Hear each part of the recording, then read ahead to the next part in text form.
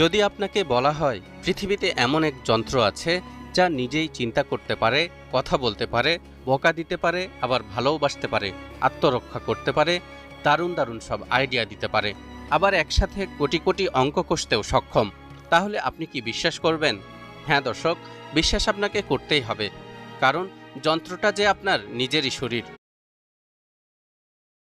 আপনি হয়তো খেয়ালও করেন না যে আপনি প্রতিদিন কি পরিমাণ অলৌকিক। যদি আপনাকে বলা হয় পৃথিবীতে এমন এক যন্ত্র আছে যা নিজেই চিন্তা করতে পারে, কথা বলতে পারে, বকা দিতে পারে, আবার ভালোবাসতে পারে, আত্মরক্ষা করতে পারে, দারুণ দারুণ সব আইডিয়া দিতে পারে, আবার একসাথে কোটি কোটি অঙ্ক কষতেও সক্ষম, তাহলে আপনি কি বিশ্বাস করবেন?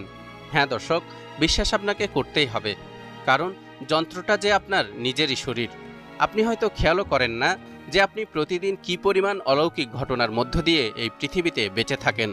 আপনার প্রতিটি নিঃশ্বাস, প্রতিটি ধ্বনি, এমনকি আপনার ঘুমন্ত শরীরও আল্লাহর এক একটি নিদর্শন। মহান আল্লাহ বলেন, ওয়াফি আনফুসিকুম আফালা তুবসিরুন। তোমাদের নিজেদের মধ্যেই তো রয়েছে নিদর্শন, তবুও কি তোমরা অনুধাবন করবে না? আমাদের প্রত্যেকের জীবনেই এমন কিছু অলৌকিক নিদর্শন রয়েছে যা আল্লাহর মহত্বের ইঙ্গিত দেয়।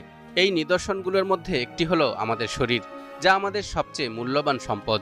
প্রত্যেকের শরীরের মাথা থেকে পা পর্যন্ত প্রতিটি কোষে লেখা আছে এক মহাসত্য।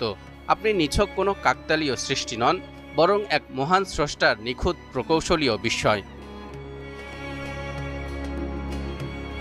যেমন আমাদের মাথার প্রতিটি চুল আলাদাভাবে যুক্ত এক একটি সিস্টেমের সঙ্গে। মানুষের মাথায় গড়ে প্রায় 3 লাখ চুল থাকে। প্রতিটি চুলের গোড়ায় থাকে আলাদা নার্ভ, মাসল, আর্টারি ও সেবেসিয়াস গ্রন্থি।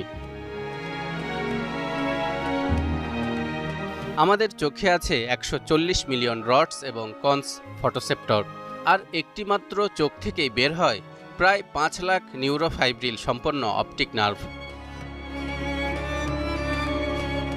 মানুষের কানে আছে এমনই সূক্ষ্ম নির্মাণ যেখানে 30,000 অডিটরি সেলস প্রতিটি শব্দকে আলাদা করে বুঝে নেয়, আর আমাদের ব্রেইন মাত্র 1600 ভাগের 1 ভাগ সেকেন্ডে বুঝে ফেলে শব্দটা ঠিক কোন দিক থেকে এলো।